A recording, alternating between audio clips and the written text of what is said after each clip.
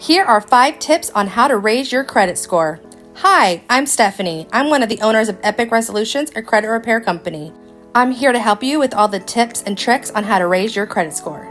Tip 1. Making 4 payments on your accounts each month rather than just 1. This will show a longer payment history and help increase your credit score. Tip 2. Keeping your credit card/loan balances under 40% of your credit limit. This will show that your income to debt ratio is low, therefore raising your credit score. Tip 3. Paying all your bills on time. This sounds like an obvious tip, but it's the most important one. Every missed or late payment reported on your credit report may impact your credit score up to 100 points. Tip 4. Try to limit having your credit ran by multiple companies. Every time you seek out a new loan, such as a new auto loan, mortgage, or credit card, it can negatively impact your credit scores. By companies running your credit, it results in an inquiry on your credit file. Inquiries can impact your credit score.